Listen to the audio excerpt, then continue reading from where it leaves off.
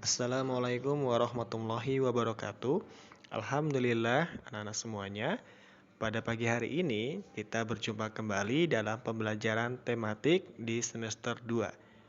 Nah, kita akan meneruskan pada tema 6, yaitu menuju masyarakat sehat.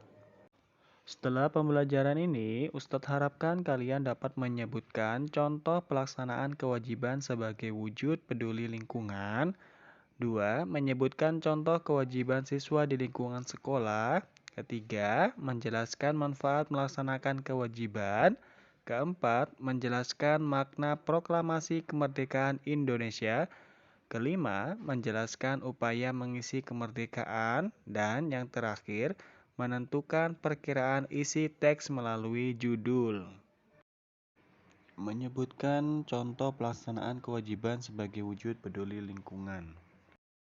Lingkungan merupakan bagian penting dari kehidupan manusia.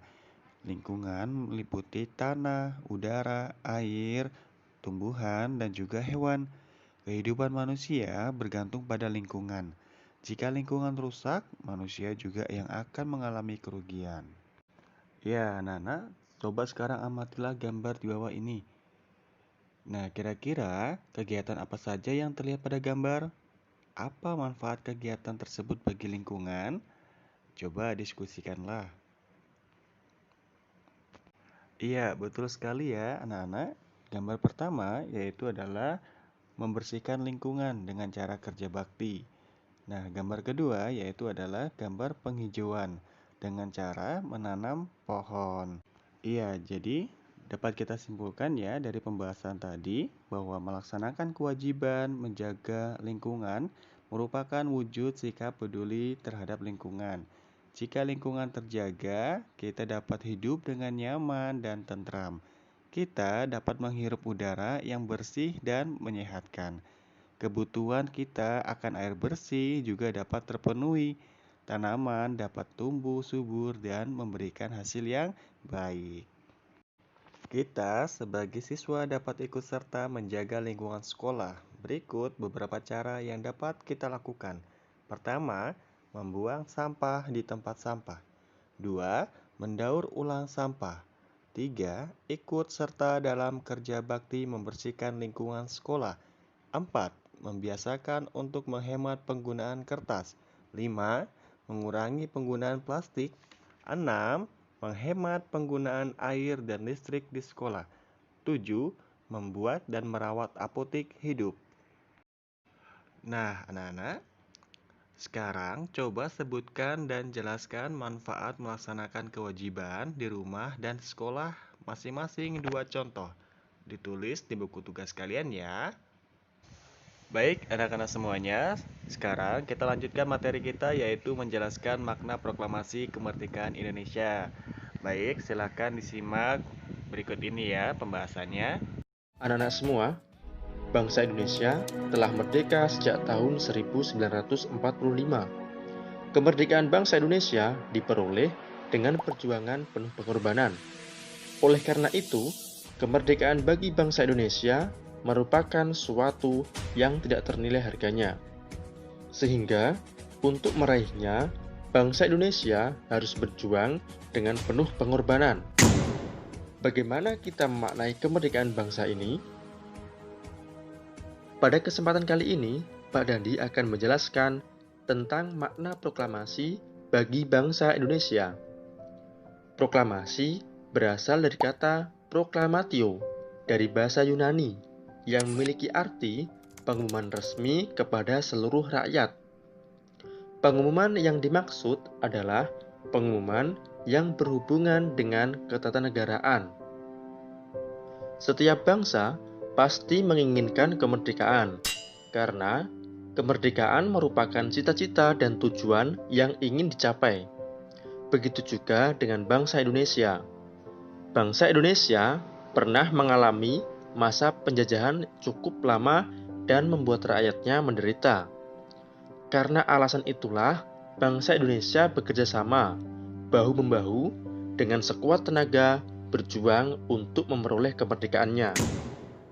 Perjuangan bangsa Indonesia terwujud secara resmi setelah Soekarno-Hatta atas nama bangsa Indonesia memproklamasikan kemerdekaan Republik Indonesia pada tanggal 17 Agustus 1945. Proklamasi. Kami, bangsa Indonesia, dengan ini menyatakan kemerdekaan Indonesia.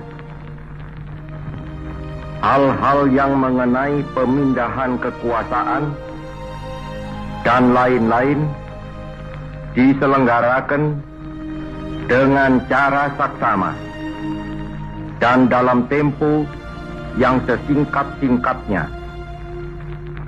Jakarta, 17 Agustus 1945, atas nama bangsa Indonesia, Soekarno Hatta. Proklamasi kemerdekaan yang dikumandangkan Soekarno-Hatta memiliki makna bahwa bangsa Indonesia telah merdeka dan berdaulat, sehingga wajib dihormati oleh negara-negara lain. Indonesia menjadi bangsa dan negara yang memiliki kedudukan yang sama dan sederajat, serta memiliki hak dan kewajiban yang sama dengan negara-negara lain yang sudah merdeka dalam hubungan internasional.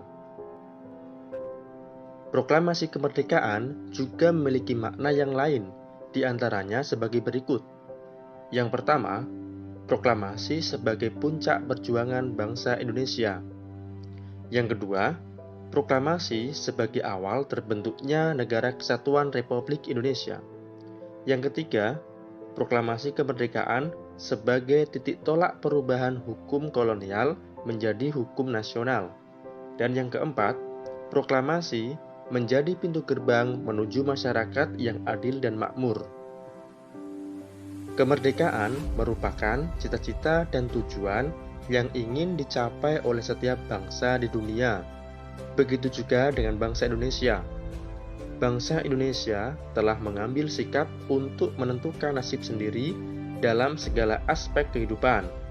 Bangsa Indonesia memiliki kewajiban untuk mempertahankan kemerdekaan dan mengisi kemerdekaan yang telah diraih dengan cara meningkatkan taraf kehidupan bangsanya, memajukan kesejahteraan umum, mencerdaskan kehidupan bangsa, dan ikut melaksanakan ketertiban dunia.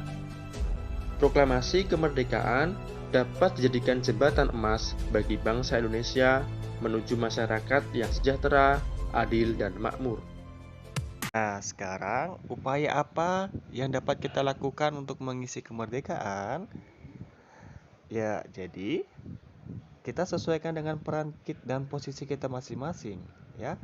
Nah, kalian sebagai siswa memiliki kewajiban untuk turut serta mengisi kemerdekaan Indonesia.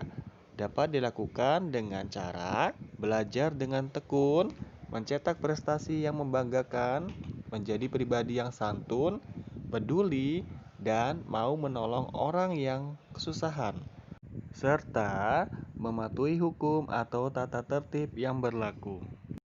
Baik, berikutnya kita langsung masuk ke materi terakhir, yaitu menentukan perkiraan isi teks melalui judul. Baik, sekarang kita akan masuk pada pembahasan kita. Kita perlu ketahui bahwa judul dalam suatu teks itu merupakan bagian awal untuk mengetahui isi teks. Setelah membaca judul, kita dapat menentukan kata kunci dari teks tersebut. Nah, kata kunci berguna sebagai panduan dalam menentukan isi teks. Kata kunci tersebut dapat kita ketahui maknanya dari Kamus Besar Bahasa Indonesia. Nah, berdasarkan kata kunci tersebut, kita dapat memperkirakan informasi dari teks yang akan kita baca. Setelah memperkirakan isi teks, kita dapat menyampaikan pendapat mengenai teks tersebut dalam bentuk lisan atau tulisan. Baik, sebagai contoh, bacalah judul teks berikut ini. Nah, ini judulnya, Mencegah Bahaya Pencemaran Udara. Kata kuncinya yaitu adalah mencegah dan pencemaran udara. Perkiraan isi teksnya yaitu pertama, kita menjelaskan pencemaran udara. Yang kedua, kita menjelaskan alasan kita harus mencegah pencemaran udara. Dan yang ketiga, menjelaskan cara mencegah pencemaran udara. Itu ya urutan-urutan ketika kita memperkirakan isinya nanti. Ya, baik anak-anak. Sekarang kita berlatih ya untuk mengerjakan. Nah, bacalah judul teks berikut ini. Judulnya adalah Mencegah Bahaya Virus Corona. Nah, setelah kalian ketahui judulnya, sekarang tentukanlah kata kunci yang terdapat pada judul teks tersebut. Sama seperti yang dicontoh tadi ya, telah diberikan contohnya. Nah, setelah kalian menentukan kata kuncinya, maka kalian bisa memperkirakan isi teksnya tersebut, ya. Nah, anak-anak, kita cukupkan materi kita sampai di sini. Ustadz ucapkan terima kasih banyak buat kalian yang selalu tetap semangat dalam belajar. Semoga Allah selalu memberikan kalian kesehatan dan juga kemudahan. Ustadz cukupkan. Kita akhiri dengan mengucapkan hamdalah, alhamdulillahirobbil alamin. Wassalamualaikum warahmatullahi wabarakatuh.